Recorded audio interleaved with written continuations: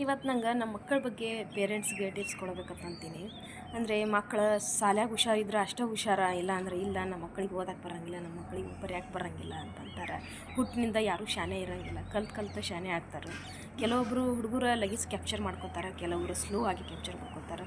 ಒಬ್ಬ ಒಂದನೇಂತೆ ಇದ್ದಾಗ ಕಲ್ತಂದ್ರೆ ಅದನ್ನ ಒಂದನೇಂತೆ ಇದ್ದಾಗ ಮತ್ತೊಬ್ಬ ಎರಡನೇಂತೆ ಹೋಗಿ ಕಲಿತಾನೆ. ಹೀಗೆ ನಾನು ಹೇಳೋ ಹೊತ್ನ್ಯಾಗ ಹಂಗೆ ಮಾಡ್ತಿರ್ತಾನೆ. ಅಂದರೆ ಕೆಲವು ಹುಡುಗ ಜಲ್ದಿ ಕಲಿತಾನೆ, ಕೆಲವೊಬ್ಬ ಸ್ಲೋ ಆಗಿ ಕಲಿತಾನೆ. ಅವ್ನು ಸ್ಲೋ ಆಗಿ ಕಲಿತ್ರೂ ಮುಂದೆ ಕಲಿತಾ ಹೋಗ್ತಾನೆ. ನೋಡಿರಿ, ಅದು ಹಂಗೆ ಆಗ್ತದೆ. ಹೋಗ್ತಾ ಕಲ್ಕೋತಾವೆ, ಮುಂದೆ ಹೋಗಿ ಹುಷಾರಾಗ್ತಾವೆ, ಓದ್ತಾವೆ. ಹಂಗೆ ನಾವು ಒಂದು ಸ್ವಲ್ಪ ಹೇಳ್ಕೊತಿರ್ಬೇಕು. ಆದ್ರೆ ನಮ್ಮ ಹುಡುಗ ಶಾನೆ ಇಲ್ಲ, ನಮ್ಮ ಹುಡುಗ ಓದ್ಲಾಕ್ಕೆ ಬರೋಂಗಿಲ್ಲ, ಬರ್ಯಾಕೆ ಬರೋಂಗಿಲ್ಲ, ಸರ್ಕಿ ಅನ್ಬಾರ್ದು. ಯಾಕಂದರೆ ಡಿಮೋಟಿವೇಟ್ ಆಗ್ತಾವೆ. ನಮ್ಮ ಹುಡುಗರು ಎಷ್ಟೇ ಮಾರ್ಕ್ಸ್ ತೊಗೊಂಡಿಲ್ಲ ಅಂತ ಅನ್ಬಾರ್ದು. ಏನಪ್ಪ ಎಷ್ಟು ಮಾರ್ಕ್ಸ್ ತೊಗೊಂಡ್ರು ನಮ್ಮ ಪೇರೆಂಟ್ಸ್ಗೆ ಹಾಗೆ ಬರೋಂಗಿಲ್ಲ, ಒಟ್ಟು ನಮಗೆ ಡಿಮೋಟಿವೇಟ್ ಮಾಡ್ತಾಯಿರ್ತಾರೆ ಅಂತಿರ್ತಾರೆ. ಹುಡುಗರು ಹೋಗ್ತಾ ಶಾನೆ ಆಗ್ತಾವೆ. ಮತ್ತೊಂದು ಏನಪ್ಪ ಅಂತಂದ್ರೆ ಹುಡುಗರದ್ದು ಇಂಟ್ರೆಸ್ಟ್ ಏನೈತಿ ನೀವು ಹುಡುಕಬೇಕು. ಶಾಲ್ಯಾಗ ಶಾನೆ ಇದ್ರೆ ಅಷ್ಟೇ ಶಾನೆ ಅಂತಲ್ಲ.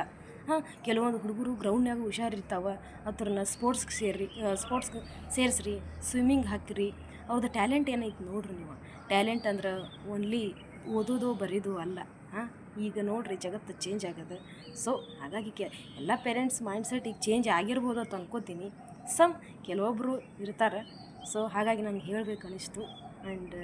ಅಂದ್ರೆ ಇದೇ ಟೈಪ್ ಆಫ್ ನಿಮ್ಗೆ ಕಂಟೆಂಟ್ ಇಷ್ಟ ಆಗ್ತಿದ್ರೆ ನಂಗೆ ಪ್ಲೀಸ್ ನಿಮ್ದೊಂದು ಲೈಕ್ ಶೇರ ಸಪೋರ್ಟ್ ಮಾಡಿರಿ ಅಂತ ಹೇಳ್ತಾ ಥ್ಯಾಂಕ್ ಯು ಫಾರ್ ವಾಚಿಂಗ್.